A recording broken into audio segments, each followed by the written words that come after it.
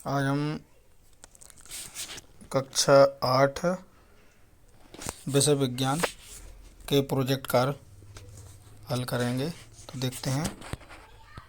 ये कार्य परियोजना कार्य एक अर्थात प्रोजेक्ट 1। प्रोजेक्ट 1 है उद्देश्य ए, अपने आसपास का अवलोकन कर निम्नानुसार प्रश्नों को उत्तर दीजिए। नंबर 1, आपको किन किन खेलों में रुचि है? कोई 5 खेलों के नाम जिनमें खेलते समय घर्षण या तो सहायता कर रहा है अथवा विरोध कर रहा है, लिखिए। घर्षण को कौन कौन से कारक प्रभावित करते हैं? तीसरा है, किसी कांच के गिलास अथवा किसी कुल्हड़ में से किसे पकड़ना आसान होगा और क्यों? चौथा है, कल्पना कीजिए घर्षण अचानक समाप्त हो जाए तो इससे जीवन किस प्रकार प्रभावित होगा? ऐसी 10 परिस्थितियों की सूची बनाइए। पाँचवा है, ऐसे 5 कार्य लिखिए जहाँ घर्षण हानिकारक होते हुए भी अनिवार्य है। फिर बी है, किसी ऐसी दुकान पर जाइए जहाँ खेलों के जूते मिलते हैं, विभिन्न खेलों के जूतों की तलियों का परीक्षण कीजिए। ये इसमें 5 क्वेश्चन है। पहला है, क्या खेलों में पहनने वाले जूते सामान्य जूतों के समान है? दूसरा, खिलाड़ियों के जूते कीलदार क्यों बनाए जाते? तीसरा, खिलाड़ियों के जूते और बड़े वाहनों के टायरों में क्या समानता है और क्यों? चौथा, यदि सड़क तथा वाहन के टायरों के बीच घर्षण ना हो तो क्या होगा? पाँचवा, क्या घर्षण को बढ़ाया या घटाया जा सकता है? दैनिक जीवन में घर्षण को बढ़ाने और घटाने के 5 उदाहरण लिखिए। प्रस्तुति। दैनिक जीवन में हमारे द्वारा एवं हमारे आसपास विभिन्न प्रकार की घटनाएं घटित या संपन्न होती हैं, जिसमें एक वस्तु दूसरी वस्तु पर सरकती है तो एक बल उत्पन्न होता है जो 2 पृष्ठों के बीच सापेक्ष गति का विरोध करता है। इस उत्पन्न बल को घर्षण बल कहते हैं। यह बल दोनों वस्तुओं के पृष्ठ पर कार्य करता है। घर्षण एक आवश्यक बुराई है, अर्थात यह हमारे लिए हानिकारक भी है और साथ ही अति आवश्यक और लाभदायक भी है। कुछ खेलों में घर्षण सहायक होता है तो कुछ में यह विरोध भी करता है। हमारे दैनिक जीवन में विभिन्न क्रियाएं घर्षण के कारण सुगमता से संपन्न होती हैं तथा कुछ में रुकावट भी आती है। ए, हमने आसपास की विभिन्न घटनाओं एवं क्रियाकलापों का अवलोकन किया। उनके निष्कर्ष के आधार पर भी विभिन्न प्रश्नों के उत्तर निम्न प्रकार है। नंबर 1 है, हमको निम्न खेलों में रुचि है। Number 1, volleyball, football, hockey, cricket, kabaddi, carrom, table tennis, रस्साकशी, विभिन्न प्रकार की दौड़ें, कूद आदि। 5 खेलों के नाम जिनमें खेलते समय घर्षण सहायता कर रहा है। नंबर 1, विभिन्न प्रकार की दौड़ें। नंबर 2, रस्साकशी। Number 3, kabaddi. Number 4, football. Number 5, hockey. 5 खेलों के नाम जिनमें खेलते समय घर्षण विरोध कर रहा है। नंबर 1, तैरना स्विमिंग। नंबर 2, नौका चालन। Number 3, carrom. नंबर 4, पतंग उड़ाना। नंबर 5, साइकिल चलाना। नंबर 2, घर्षण को प्रभावित करने वाले कारक। मुख्यतः घर्षण को निम्न कारक प्रभावित करते हैं। ए, सतह की प्रकृति। बी, वस्तु का भार। सी, संपर्क क्षेत्र का क्षेत्रफल। तीसरा है, किसी कांच के गिलास अथवा किसी कुल्हड़ में से कुल्हड़ को पकड़ना आसान होगा क्योंकि कुल्हड़ का पृष्ठ गिलास के पृष्ठ से अधिक रुक्ष खुरदरा होने के कारण अधिक घर्षण पैदा करता है। इससे पकड़ मजबूत हो जाती है। चौथा, यदि अचानक घर्षण समाप्त हो जाए तो जीवन निम्न परिस्थितियों में प्रभावित होगा। नंबर 1, हम चल नहीं पाएंगे। नंबर 2, हम दीवार में कील नहीं ठोक पाएंगे। नंबर 3, हम वाहनों को ब्रेक लगाकर रोक नहीं पाएंगे। नंबर 4, हम भोजन को चबा नहीं पाएंगे, इससे पाचन क्रिया प्रभावित होगी। नंबर 5, हम कुछ भी लिख नहीं पाएंगे तथा शिक्षक की श्यामपट ब्लैक बोर्ड पर कुछ भी नहीं लिख पाएंगे। नंबर 6, माचिस की तीली या लाइटर नहीं जला पाएंगे। नंबर 7, बहुत से खेलों को जिनमें घर्षण सहायता करता है उन्हें खेल नहीं पाएंगे। नंबर 8, प्रायः वाहनों में टकराने की घटनाएं बढ़ जाएंगी। नंबर 9, धागे या किसी रस्सी में गांठ नहीं बांध पाएंगे। नंबर 10, भवन निर्माण करना मुश्किल हो जाएगा। अब ये 5वां है, 5 कार्य जहां घर्षण हानिकारक होते हुए भी अनिवार्य है। नंबर 1, चलने या दौड़ने की क्रिया में घर्षण अनिवार्य है। नंबर 2, विभिन्न खेलों में घर्षण आवश्यक है। नंबर 3, चलते वाहनों को ब्रेक लगाकर रोकने के लिए घर्षण अनिवार्य है। नंबर 4, आग जलाने के लिए घर्षण अनिवार्य है। नंबर 5, भवन निर्माण एवं अन्य कार्यों में भी घर्षण अनिवार्य है। बी, हम एक जूते की दुकान पर गए, वहाँ रखे जूतों की तलियों की बनावट का अध्ययन किया। इनमें साधारण चलने में प्रयुक्त जूते तथा विभिन्न खेलों में खिलाड़ियों द्वारा प्रयुक्त होने वाले जूते भी थे। नंबर 1, खेलों में पहनने वाले जूते सामान्य जूतों के समान नहीं है। खेलों में पहनने वाले जूतों की तली सामान्य जूतों की तली से अधिक खुरदरी तथा खांचेदार है। कुछ खेलों के जूतों की तली में कीलें लगी हुई हैं। नंबर 2, खिलाड़ियों के जूते कीलदार बनाए जाते हैं क्योंकि इससे उनको पर्याप्त घर्षण बल मिल जाता है। कीलें पर्याप्त घर्षण बल उपलब्ध कराने में सहयोग करती हैं। इससे खिलाड़ियों की भूमि पर अच्छी पकड़ बनी रहती है। नंबर 3, खिलाड़ियों के जूते अथवा बड़े वाहनों के टायरों में समानता यह है कि दोनों की तली खांचेदार होती हैं जिससे उनकी फर्श पर एवं सड़क पर पकड़ अच्छी बनी रहती है। इससे उनके चलते समय उनकी सुरक्षा बनी रहती है। ये चित्र दिया है विभिन्न खेलों के जूते एवं उनके तलवों की प्रकृति। ये देखिए चित्र को ध्यान से देख लें और अपनी प्रोजेक्ट बुक में इसको चित्रित कर लें। अब आगे देखते हैं चौथा। यदि सड़क एवं वाहनों के टायरों के बीच घर्षण नहीं होगा तो उनको चलना अथवा अति कठिन तथा असुरक्षित होगा, क्योंकि वाहनों की सड़क से पकड़ कम हो जाएगी। पांचवा, हाँ घर्षण को बढ़ाया या घटाया जा सकता है। दैनिक जीवन में घर्षण को बढ़ाने के उदाहरण। नंबर 1, खिलाड़ियों के जूते की तली खांचेदार तथा कील लगी हुई होती है। ट्रकों आदि भारी वाहनों के टायर अधिक खांचेदार बनाए जाते हैं। वाहनों को रोकने के लिए ब्रेक लगाए जाते हैं। हमारे सामान्य जूतों की तली खांचेदार बनाई जाती है। कबड्डी के खिलाड़ी अपने हाथों पर मिट्टी रगड़ते हैं, जिससे घर्षण बढ़ने से अच्छी पकड़ बन जाती है। दैनिक जीवन में घर्षण को घटाने को उदाहरण। नंबर 1, कैरम बोर्ड पर चिकना टेल्कम पाउडर छिड़क कर घर्षण कम किया जाता है। नंबर 2, दरवाजों के कब्जों मशीनरी के पुर्जों में तेल डाला जाता है। नंबर 3, बिजली के पंखों आदि घूमने वाले उपकरणों में बॉल बेयरिंग का उपयोग किया जाता है। नंबर 4, अटैची सूटकेस आदि में रोलरों का उपयोग किया जाता है। नंबर 5, वाहनों आदि में पहियों का उपयोग करके घर्षण कम किया जाता है। प्रयोजनकार 2। उद्देश्य। ए, किसी खेत, पौधशाला, नर्सरी अथवा बगीचे का भ्रमण कीजिए तथा निम्नलिखित जानकारी प्राप्त की। नंबर 1, बीज चयन का तरीका एवं महत्व। नंबर 2, सिंचाई की विधियाँ। नंबर 3, अधिक शीत अथवा अधिक गर्मी एवं अधिक वर्षा के मौसम का पौधों पर प्रभाव। नंबर 4, उपयोग में आने वाले उर्वरक एवं खाद। नंबर 5, व्यावसायिक उपयोग। बी, नंबर 1, कृषि में उपयोग आने वाली कुछ मशीनों के चित्र एकत्र कीजिए तथा इन्हें अपनी फाइल में लगाकर उनके नाम और उपयोग लिखिए। नंबर 2, पानी की कमी वाले क्षेत्र में सिंचाई किस विधि का प्रयोग होता है। 3, कुछ पौधों को खेत में रोपित करने से पूर्व पौधशाला नर्सरी में क्यों उगाया जाता है। नंबर 4, फसल के कुछ पौधे प्राकृतिक रूप से उग जाते हैं, ये पौधे फसल के लिए किस प्रकार हानिकारक है। नंबर 5, फसलों की कटाई की विधियाँ लिखिए। प्रस्तुति। भोजन जीवन का एक अत्यंत अत्यावश्यक अंग है। जीव जंतु अपना भोजन स्वयं नहीं बना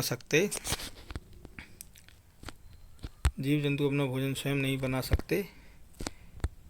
उन्हें प्रत्यक्ष या अप्रत्यक्ष रूप से भोजन के लिए पेड़ पौधों पर निर्भर रहना पड़ता है। इसलिए भोजन के उत्पादन के लिए कृषि कार्य ही एक सर्वश्रेष्ठ साधन है। कृषि कार्य की संपूर्ण जानकारी प्राप्त करने के लिए हमने एक पौधशाला नर्सरी का भ्रमण किया तथा निम्न जानकारी प्राप्त की। ए, नंबर 1, बीजों के चयन का तरीका। बीजों को पानी भरी हुए एक क्षेत्र में डालकर एक पात्र में डालकर कुछ समय इंतजार किया तथा देखा कि कुछ बीज पानी की सतह पर तैर रहे हैं तथा बाकी के बीज नीचे पात्र की तली में बैठ गए। तैरने वाले बीज खोखले तथा खराब हैं तथा नीचे बैठे बीज सही हैं और स्वस्थ हैं। नीचे बैठे हुए बीजों का चयन फसल उगाने के लिए कर लिया जाता है। बीजों के चयन का महत्व। बीजों के चयन से थोथे, खोखले तथा अनुपयोगी बीजों को अलग कर दिया जाता है तथा अच्छे स्वस्थ पौधों का चयन कर लिया जाता है। ये चयनित बीज अच्छी पैदावार देते हैं। सिंचाई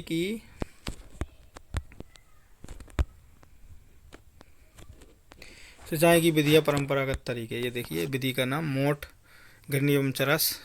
विधि का वर्णन। इस विधि में एक चमड़े का प्रयोग बड़ा बैग होता है जो रस्से के एक सिरे से लटका रहता है और कुएं में डूबकर पानी भरकर ऊपर लाता है। रस्से के दूसरे सिरे को बैल घिरनी की सहायता से खींचते हैं। विधि का चित्र ये दिया है, देखिए इसको ध्यानपूर्वक देख लें और लिख लें। दूसरा है चैन पंप। इसमें एक चैन के द्वारा पानी ऊपर खींचा जाता है। तीसरा ढेकली। इसमें एक लंबे लट्ठे के एक सिरे पर बाल्टी लटकी रहती है तथा दूसरे सिरे पर एक भार लटका रहता है। यह लट्ठा एक तराजू की डंडी की तरह एक धुरी पर ऊपर नीचे घूमता है। इसके द्वारा कम गहरे कुएं से पानी खींच सकते हैं। ये देखिए दोनों का चित्र बना हुआ है। चौथा है रहट उत्तोलक तंत्र। इसमें एक पहिए पर बाल्टियों की एक श्रृंखला घूमती है जो नीचे से पानी खींचकर ऊपर लाती है। एक बैल कोल्लू तक की तरह घुमाता है।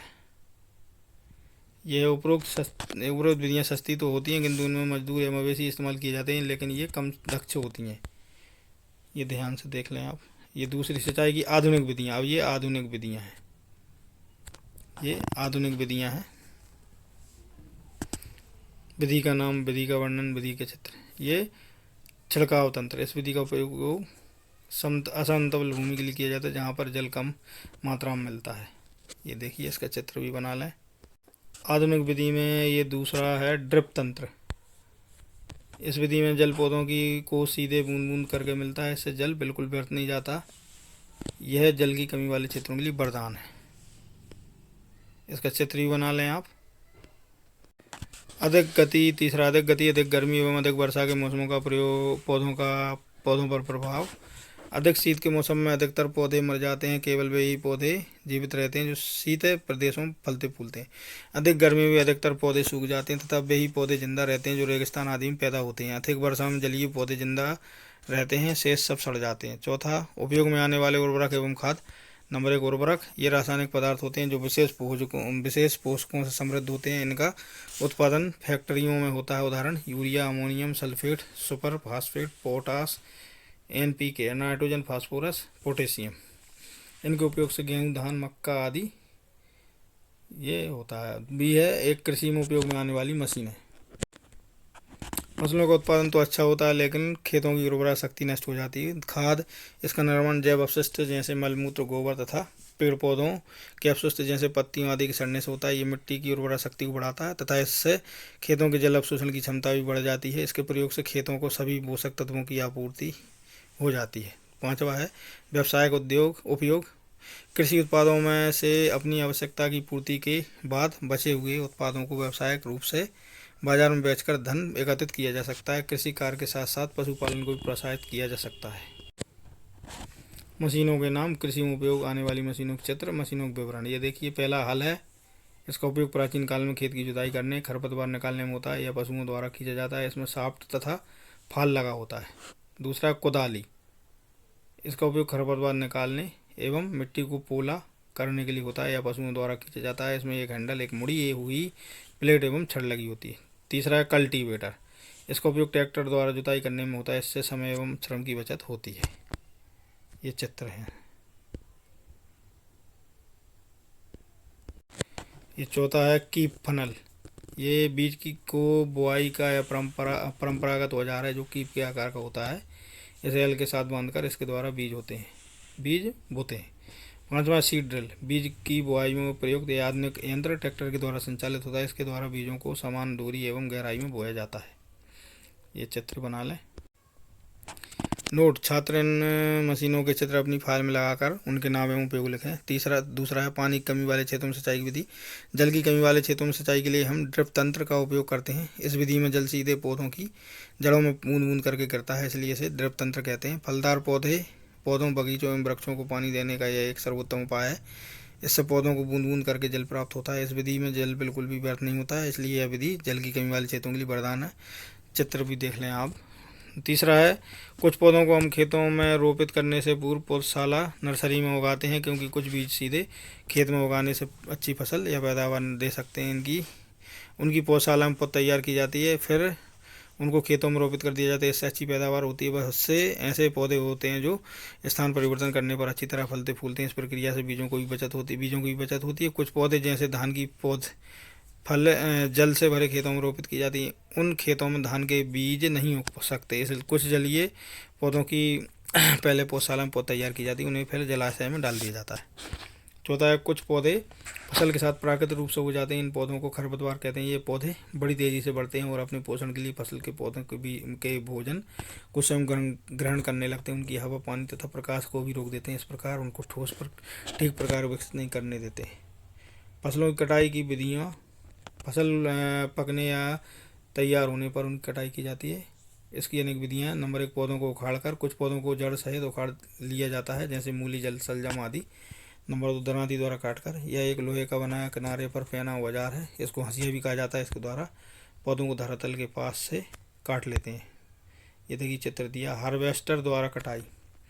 यह एक मशीन होती है जो प्रायः ट्रैक्टर द्वारा संचालित होती है। इसके द्वारा फसल की कटाई की जाती है तो समय एवं श्रम दोनों ही बचत होती है। अब परियोजना 3 है, उद्देश्य। ए, डेयरी तथा कागज गिलास की सहायता से अपने खिलौने टेलीफोन बनाकर तैयार करिए। इसका एक सिरा अपने मित्र को कान पर लगाने के लिए कहें तथा दूसरा सिरा अपने मुख के समीप लगाइए, वो बोलिए। अपने प्रेक्षण लिखिए। नंबर 1, क्या आप अपनी आवाज़ अपने दोस्त सुन पाता है। नंबर 2, क्या ध्वनि डोरियों से गमन कर सकती है। नंबर 3, क्या ध्वनि का संचारण ठोस, द्रव तथा गैस सभी में हो सकता है। नंबर 4, यदि आप बंद कमरे में हैं तो क्या बाहर से आपके दोस्त की आवाज़ आप तक आएगी। कारण लिखिए। नंबर 5, नीचे दिए गए वाद्य यंत्रों के सामने उनके कंपायमान भाग लिखिए। क्रमांक 1, वाद्य यंत्र। ये देखिए, 1 बीणा, तबला, बांसुरी, सितार, ढोलक। इनके सामने ये कंपायमान भाग हमें लिखना है। बी, फर्स्ट, वातावरण ध्वनि प्रदूषण करने वाले स्रोतों की सूची बनाई। नंबर 2, ध्वनि प्रदूषण मानव के लिए किस प्रकार हानिकारक है। नंबर 3, शोर तथा संगीत में क्या अंतर है। नंबर 4, ध्वनि प्रदूषण कम करने के लिए क्या क्या प्रयास करेंगे। नंबर 5, महिलाओं की तुलना में पुरुषों की आवाज़ मोटी क्यों होती है। प्रस्तुति ए। हमने 2 कागज़ के गिलास लिए, उनकी तली में एक छोटा छेद कर दिया। एक डोरी लेकर उसका एक सिरा एक गिलास में नीचे अंदर की ओर छेद द्वारा प्रवेशित करा दिया तथा सिरे पर एक गांठ लगा दी या तीली का एक छोटा टुकड़ा बांध दिया, जिससे खींचने पर धागा बाहर न निकले। इसी प्रकार डोरी का दूसरा सिरा दूसरे गिलास में लगा दिया। इस प्रकार एक टेलीफोन खिलौना बनकर तैयार हो गया। इस टेलीफोन खिलौने का एक सिरा हमने अपने मित्र को देकर उसे कान पर लगाने को कहा तथा दूसरा सिरा अपने मुंह के पास रखा और एक दूसरे से दूर दूर तक इस प्रकार खड़े हो गए कि डोरी सीधी तन गई। अब हमने बोलना प्रारंभ किया और मित्र से प्रेक्षण लेने के लिए कहा। ये देखिए इस प्रकार चित्र क्रमांक 14। प्रेक्षण। हमारे मित्र को हमारी आवाज़ स्पष्ट रूप से सुनाई दे रही थी। बी, जब हम धीरे धीरे बोलते थे तो आवाज़ धीमी सुनाई देती तथा तेज आवाज़ बोलने में आवाज़ तेज सुनाई दे रही थी। सी, जब डोरी ठीक से तनी होती तब ध्वनि स्पष्ट सुनाई देती, लेकिन ढीली होने पर कुछ कम स्पष्ट होती है। प्रश्नों का उत्तर। नंबर 1, हाँ, हमारी आवाज़ ध्वनि द्वारा दोस्त ठीक से सुन पाता है। दूसरा, हाँ, ध्वनि डोरियों से गमन कर सकती है। यह बात उपरोक्त प्रयोग से स्पष्ट भी हो रही है। तीसरा, हाँ, ध्वनि संचरण ठोस, द्रव तथा गैसों में हो सकता है। ठोस में ध्वनि का संचरण हम ऊपर देख चुके हैं। वायु, गैस में ध्वनि संचरण होता है, तभी तो हम एक दूसरे की बातों को सुन लेते हैं तथा जल में गुताखोर एक दूसरे की आवाज़ सुनते हैं। नंबर 4, यदि हम एक बंद कार में हैं तो हम बाहर से अपने दोस्त की आवाज़ ठीक से नहीं सुन पाते, अतः बाहर से हमारे दोस्त की आवाज़ हम तक ठीक से नहीं पहुंच पाती। ये देखिए, अब वो जो तालिका थी उसमें जो वाद्य यंत्र उनकी ध्वनि कैसी। नंबर 1, बीणा, तो इसमें तानित तार डोरी। नंबर 3, तबला, तानित झिल्ली। नंबर 3, बांसुरी, छिद्रों से निकलने वाली वायु। नंबर 4, सितार, तानित तार। नंबर 5, ढोलक, तानित झिल्ली।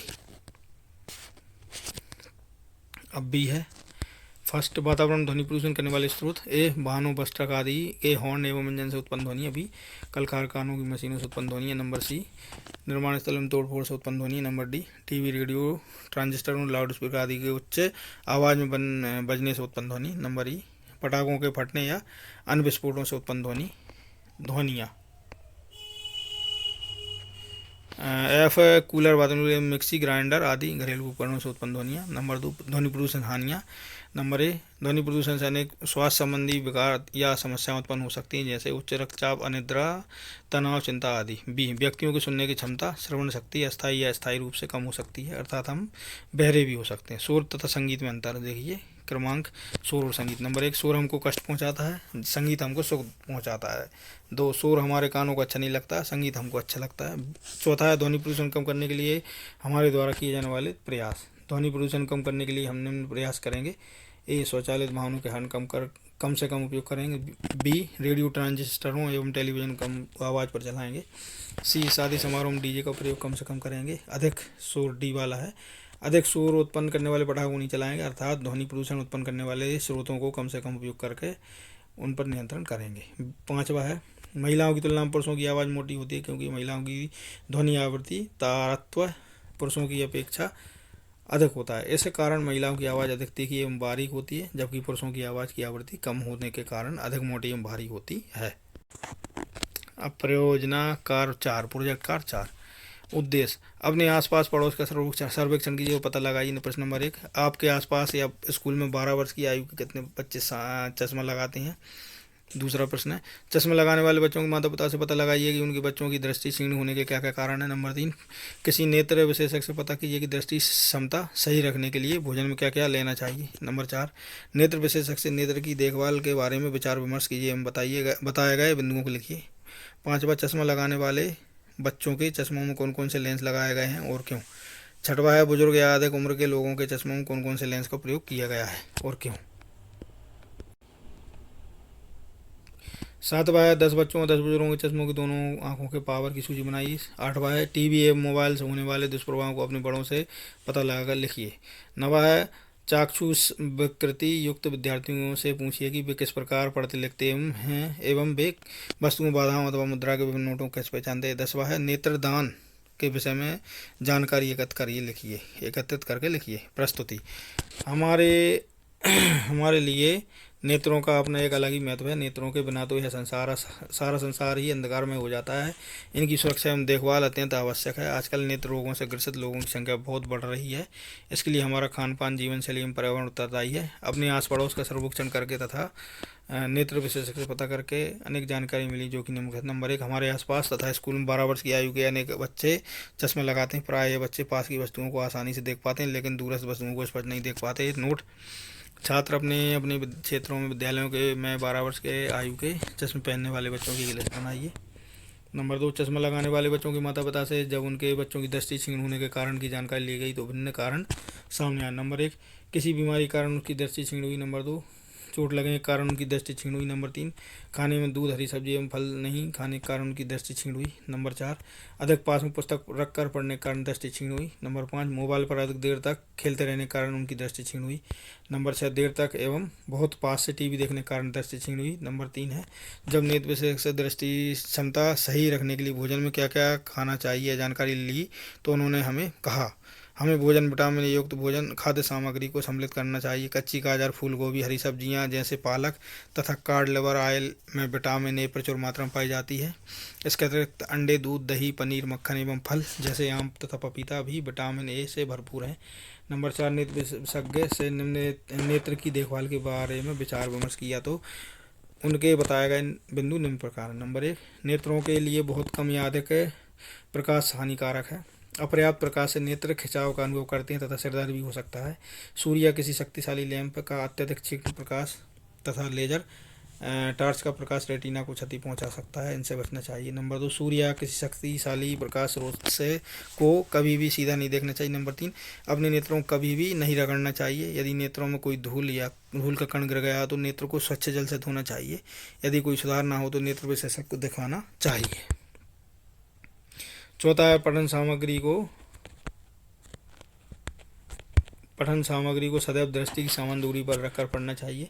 अपनी पुस्तक को अपने नेत्रों के बहुत पास या दूर नहीं रखकर नहीं पढ़ना चाहिए। विटामिन ए, 5वां, विटामिन ए युक्त एवं पौष्टिक आहार ग्रहण करना चाहिए। नंबर 6, नेत्र चिकित्सक द्वारा दिए गए परामर्श के आधार पर उचित चश्मे का प्रयोग करना चाहिए तथा समय समय पर नेत्रों की जाँच कराते रहना चाहिए। 5वां है, चश्मा लगाने वाले अधिकतर बच्चों के चश्मों में उपयुक्त क्षमता का अवतल लेंस लगाए गए हैं क्योंकि उनको निकट दृष्टि दोष है। कुछ बच्चों को द्विफोक्सी लेंस लगाए हो सकते हैं क्योंकि उनको पास एवं दूर की वस्तुएं स्पष्ट नहीं दिखाई देती हैं। बुजुर्गों या अधिक उम्र के लोगों के चश्मों में द्विफोक्सी लेंसों का उपयोग किया जाता है। नीचे वाला लेंस उपयोग पढ़ने के लिए तथा अर्थात पास की वस्तुओं को देखने के लिए तथा ऊपर वाला लेंस दूर की वस्तुओं के प्रयुक्त होता है क्योंकि वे ना तो पास की वस्तुओं को स्पष्ट देख पाते हैं ना दूर की वस्तुओं को। अब है 6वां, बच्चों एवं 10 बच्चों 10 बुजुर्गों के चश्मों के दोनों आँखों की पावर। बच्चों की आँखों की पावर ये देखिए, क्रमांक 1 एली। छात्र अपने अपने क्षेत्रों के 10 बच्चों 10 बुजुर्गों के चश्मों की पावर को उपयोग कर सारणी बनाएं। 6वां 7वां है 8वां, टीवी एवं मोबाइल होने से होने वाले दुष्प्रभाव बड़ों से पता करके निम्न है। नंबर 1, आंखों की दृष्टि क्षमता क्षीण हो जाती है। नंबर 2, प्राय सिर एवं आंखों में दर्द होने लगता है। नंबर 3, टीवी एवं मोबाइल से निकलने वाले विकिरणों से आंखें क्षतिग्रस्त हो सकती हैं। नंबर 4, मानसिक तनाव भी हो सकता है। अब है 9वां, चाक्षुष विकृति युक्त विद्यार्थियों से उनके पढ़ने लिखने एवं वस्तुओं बाधाओं द्वारा तथा मुद्रा के विभिन्न नोटों को पहचानने के बारे में पूछने पर पता लगा कि ये व्यक्ति स्पर्श द्वारा या ध्वनियों को ध्यानपूर्वक सुनकर वस्तुओं को पहचानने का प्रयत्न करते हैं। ऐसे व्यक्तियों को अन्य ज्ञान इंद्रिय जैसे स्पर्श इंद्रिय, श्रवण इंद्रिय अधिक विकसित हो जाती हैं। आजकल अतिरिक्त संसाधन इनकी क्षमताओं को अधिक विकसित एवं सक्षम बना देते हैं। पढ़ने लिखने में ये ब्रेल लिपि का प्रयोग करते हैं। वस्तुओं बाधाओं को स्पर्श के द्वारा पहचानते हैं। मुद्रा के विभिन्न नोटों को स्पर्श करके तथा इसके साइज को देखकर पहचानते हैं। 10वां है, नेत्रदान के विषय में एकत्रित जानकारियाँ। नेत्रदान किसी भी व्यक्ति द्वारा किया जा सकता है। यह चाक्षुष विकृति युक्त कार्नीय बंधता से पीड़ित व्यक्तियों के लिए बहुमूल्य भेंट है।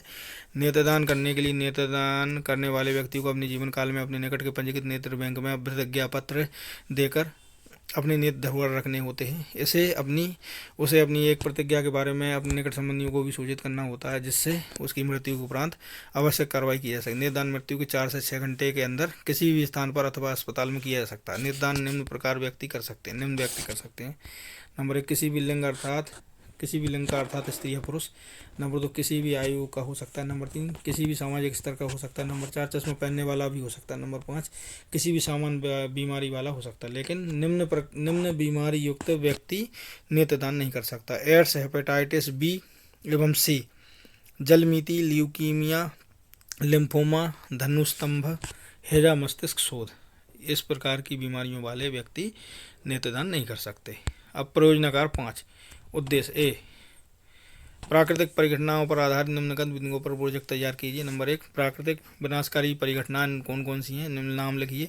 नंबर 2, तट झंझा के समय यदि आप घर के बाहर खुले स्थान में हैं तो आपको क्या सावधानी रखनी चाहिए। नंबर 3, मौसम विभाग यह भविष्यवाणी करता है कि किसी निश्चित दिन तट झंझा की संभावना है और मान लीजिए उस दिन आपको बाहर जाना है, क्या आप छतरी लेकर जाएंगे? अपने उत्तर की व्याख्या कीजिए। नंबर 14, भूकंप के झटके लगने की स्थिति में आप अपने घर में हों तो आप क्या उपाय करेंगे, लिखिए। नंबर 5, भूकंप के समय आपके आसपास के जानवर किस प्रकार व्यवहार करते हैं। बी, नंबर 1, अपने माता पिता से भूकंप द्वारा हुई जनहानि तथा संपत्ति की अपार क्षति के बारे में पूछिए। उस समय के समाचार पत्रों तथा पत्रिकाओं से इन भूकंपों द्वारा हुई क्षति को दर्शाने वाले कुछ चित्र एकत्र कीजिए तथा अपनी फाइल में लगाकर उन भूकंपों द्वारा लोगों को हुई क्षति संबंधित संबंध रिपोर्ट बनाइए। नंबर 2, तड़चालक क्या है, इसका क्या उपयोग है, चित्र द्वारा स्पष्ट कीजिए। प्रस्तुति। प्रकृति में प्रायः विभिन्न प्रकार की विनाशकारी परिघटनाएं घटित होती रहती हैं, जैसे अतिवृष्टि, अनावृष्टि, तूफान तथा चक्रवात एवं महामारी आदि। इसके अतिरिक्त अन्य 2 विनाशकारी प्राकृतिक परिघटनाएं हैं, तड़ित झंझा एवं भूकंप, जिनके संबंध में हम यहाँ विस्तृत जानकारी लेंगे। ए, नंबर 1, प्राकृतिक विनाशकारी परिघटना निम्न है। ए, अतिवृष्टि। बी, अनावृष्टि, तूफान एवं चक्रवात। डी, महामारी जैसे मलेरिया, चेचक, प्लेग, हैजा, टीबी, फ्लू तथा कोरोना आदि। ई, तड़ित तथा झंझावत एवं भूकंप आदि। दूसरा, जब हम तड़ित झंझा के समय घर से बाहर खुले में होंगे तो निम्न सावधानी रखेंगे। नंबर 1, खुले में वाहनों जैसे मोटरसाइकिल आदि से दूर रहेंगे। बी, पेड़ पौधों तथा भवनों से दूर रहेंगे। नंबर सी, जमीन पर कुकड़ू सिमट कर बैठ जाएंगे। इस प्रकार की हाथों घुटनों पर तथा सिर हाथों के बीच रहे, जिससे आघात के लिए लघुतम न्यूनतम लक्ष्य बने।